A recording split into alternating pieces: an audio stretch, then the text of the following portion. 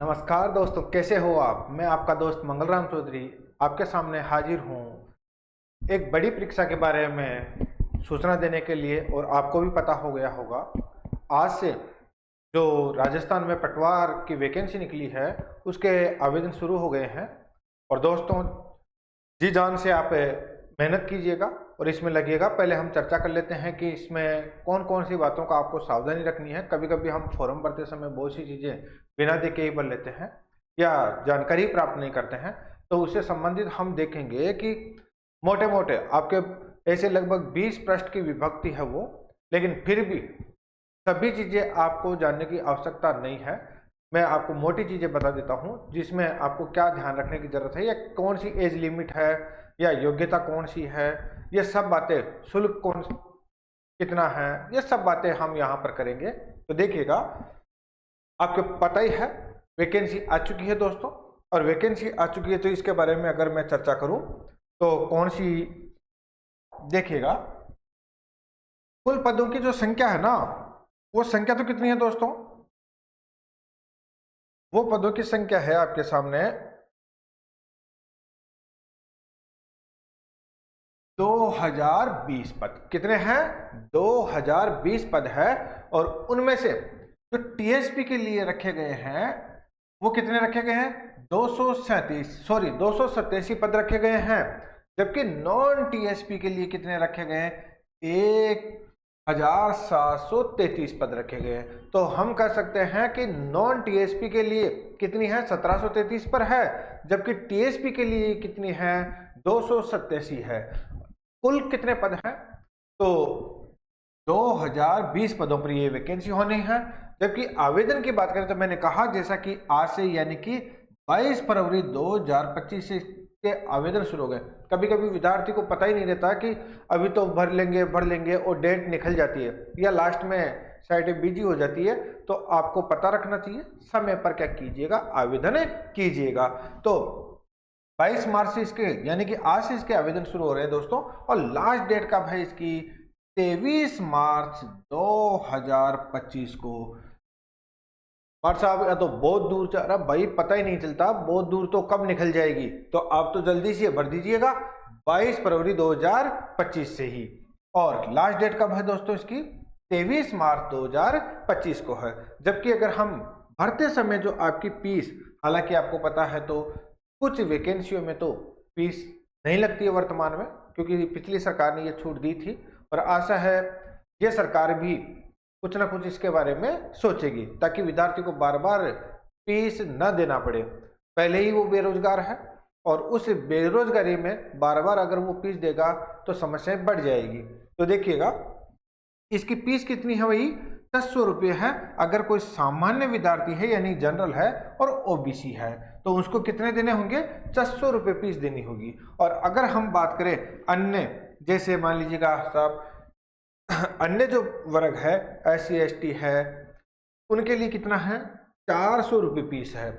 और बात करें एजुकेशन क्वालिफिकेशन क्या है, तो एजुकेशन क्वालिफिकेशन है उसकी ग्रेजुएशन होनी अनिवार्य है, यानी कि BA BSc BCom यह होना अनिवार्य है। उसी के साथ ये देखिएगा RSCIT का जो कोर्स है वो भी। लेकिन मैं यहाँ पर आपको बता दूं, कभी कभी विद्यार्थी इसका थोड़ा समस्याग्रस्त हो जाता है।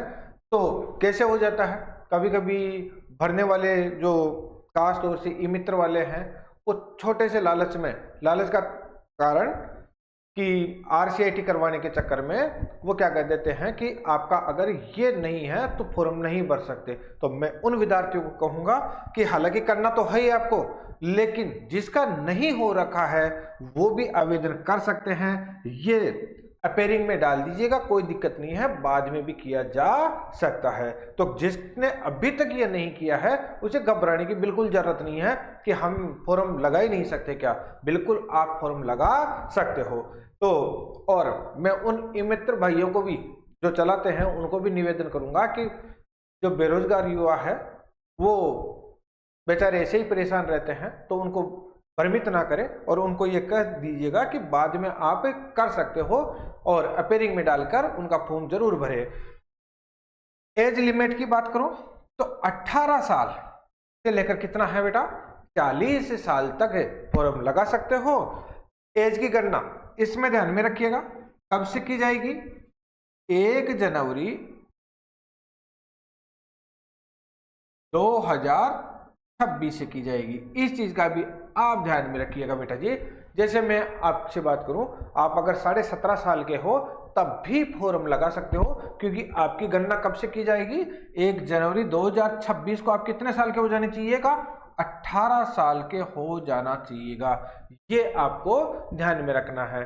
अगर मैं बात करूं तो इनमें जैसे साहब 18 में तो क्या छूट है, छूट तो यहां पर देखने होंगी। अगर किसी की 40 साल से ज्यादा हो गई है तो वो कौन फार्म भर सकते हैं, तो वो फॉर्म वही भर सकता है जो आरक्षण की श्रेणी में आता है, चाहे वो कोई सी भी प्रकार का आरक्षण लिए हुए हो।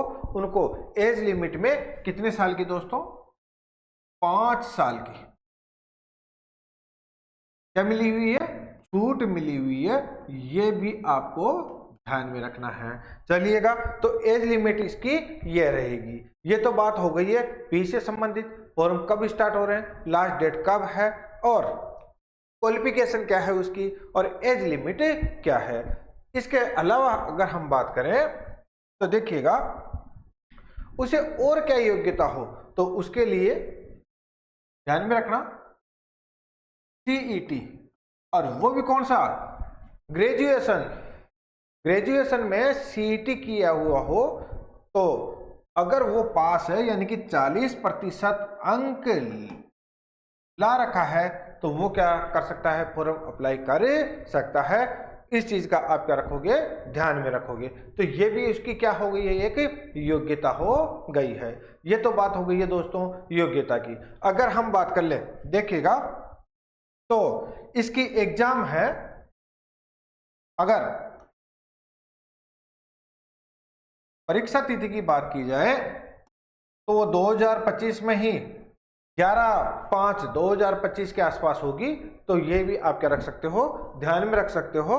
अगर मैं बात करूं इसका जो सिलेबस होगा वो सिलेबस क्या होगा, जैसे मान लीजिएगा साहब आपका एक तो जनरल साइंस होगी, क्या होगी, जनरल साइंस होगी, और संविधान होगा, इंडिया की जियोग्राफी होगी, और सामान्य जानकारी होगी, और करंट अफेयर्स होगा।